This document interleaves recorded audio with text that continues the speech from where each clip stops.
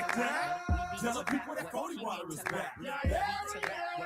Like that? You are tuned into the W Show on Sideline Sports Talk Network and 100.1 FM, Kansas City. Live from Radio Row in San Francisco, California. Brought to you by Gates Barbecue, the Negro Leagues Baseball Museum, Dillard Zona Rosa, the Soul of Santa, Golden Gate Funeral and Cremation Services, and Wood Nissan.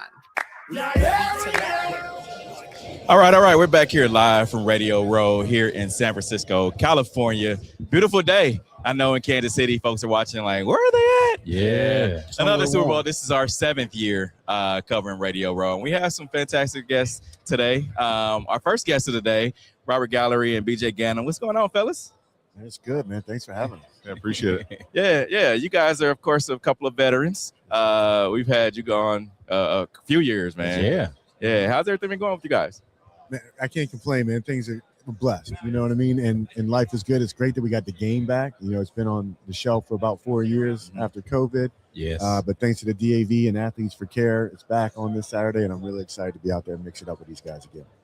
Yeah, I'm looking forward to it. To be able to, you know, as a former NFL athlete, be able to partner with DAV and BJ and bring this game back and bring the two communities together. It's a great event for us and brings awareness to, you know, a lot of mental health things and, you know, physical and mental issues that both veterans and athletes have, and proud to be out here speaking.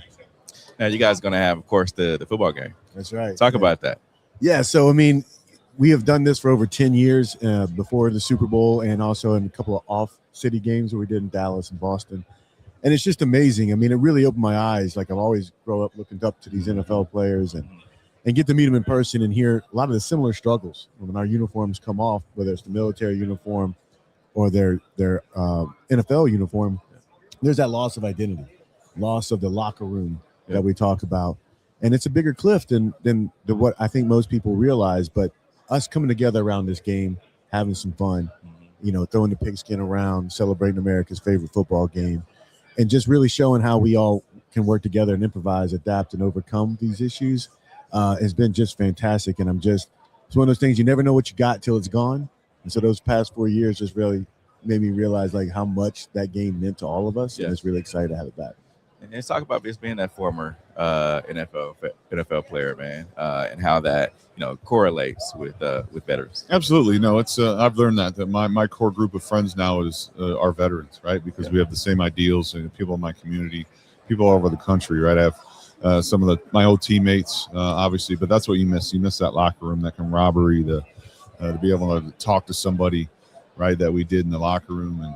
And so when you lose that, right, to gain it back, and then add on top of that, you know, struggles from our injuries, right, not only physical but the emotional and mental, you know, the damage we do to our brains, both as veterans and as athletes, right, and in dealing with that. So pairing these two, it's a perfect pair.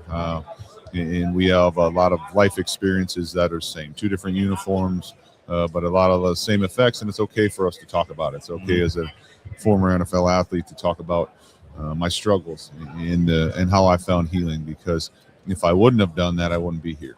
And so that's to show others that that's okay, to show the younger generation it's okay that's what being a man is, like talking about it, because my family wouldn't have me if I hadn't have spoken up to somebody. Yeah, and talk about this Athletes for Care you got going on. I like the logo on the shirt. So. Yeah, appreciate it. Yeah, after my healing, I found healing.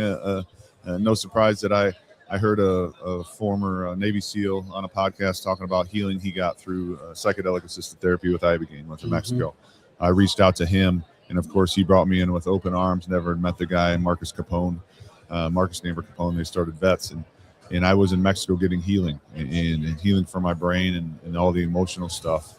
And so after that, I started talking to some of my former teammates, and the guys were struggling with addiction and different things that we all deal with, that we hide because we're supposed to be these big tough guys that, you know, everybody thinks that your life's perfect. And so I started Athletes for Care because there are a ton of guys struggling.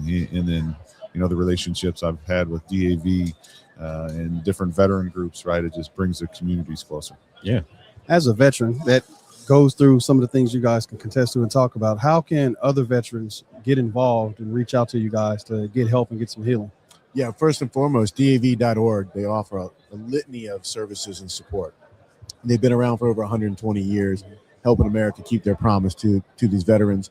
you know, you can find me on social media. I say I'm one of the most successful human beings on the planet. But my phone number's been the same for 25 years, and everybody's got it. Same. You know, reach out. You know, I don't have all the answers, but I'll be honest and open with how I'm doing it.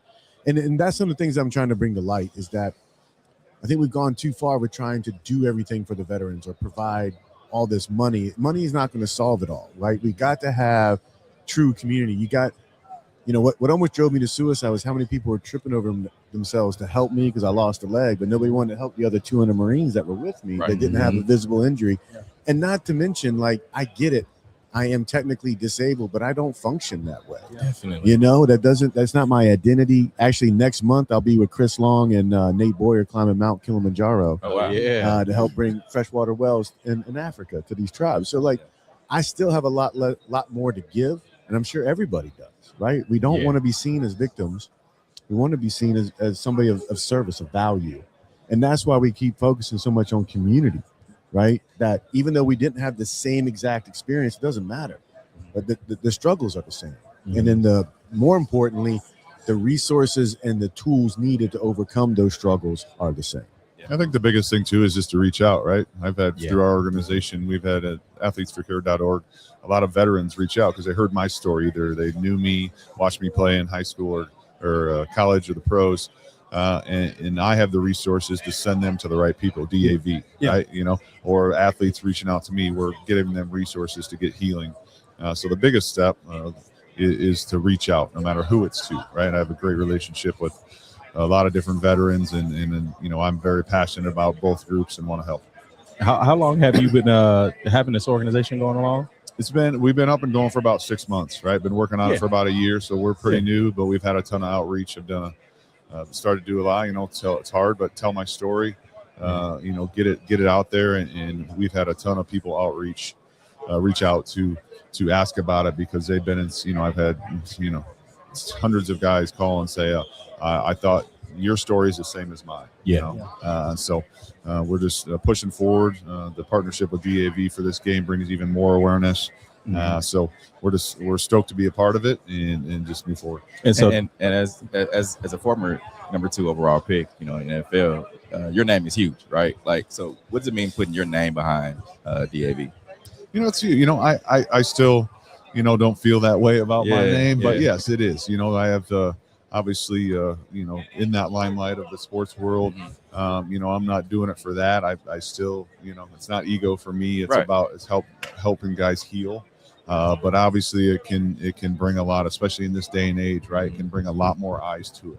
And so that's why I'm okay doing it, right? Sitting, you know, talking about, you know, things I went through, right? The fact that I almost took my own life, all these things that are very hard to talk about that my kids are going to see.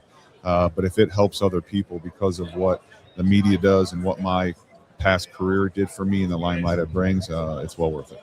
That's what is special about this game is that these NFL players, they bring their celebrity to this event. And I think what we as the veterans can provide them is a little bit more of the humanity. Yes. Because I think people just write these guys off because, you get all these millions of dollars. And it's not even, you know, you got to look behind the scenes, right? And that's what's special. I mean, these relationships that we're building. Definitely. Look, you want to talk about the game on Sunday?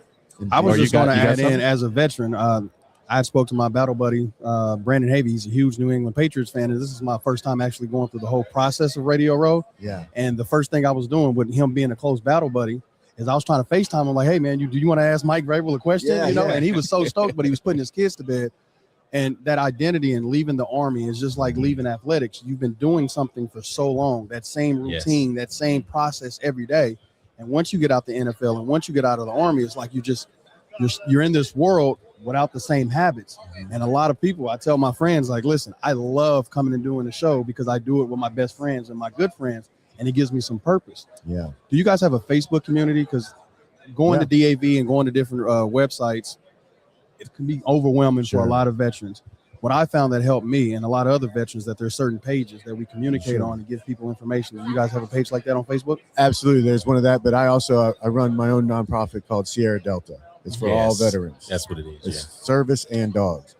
You join up through your ID Me credentials, and then you build your profile, and then you can see what other veterans are doing. And what we do is teach them ways that dogs have been helping people for 35,000 years. I got me one. most of us don't need a medical assistance service dog, right? And again, that's where one of the things I want to push out there is just MVP.org is another great one where it's athletes and veterans are working together and gyms across the country. As one tribe. Get involved some way, however which way you want to do it. Almost everybody has a Facebook and Instagram, all the socials, right? Mm-hmm. Whatever way is comfortable, but try, right? As much as you can. I get how overwhelming it can be, and that's where in our units, like I'm very proud of the fact that the guys I served with in Iraq 20 years ago, man, can you believe it? Like we're the old. It's been 10 for me, right? Yeah. It's nuts, but we remain super tight. Like we do a camp out every year. There's something we do almost once or twice a year all together, but staying in touch. But reach out. You can find me on all the socials too. BJ Ganem is a pretty, easy name to find.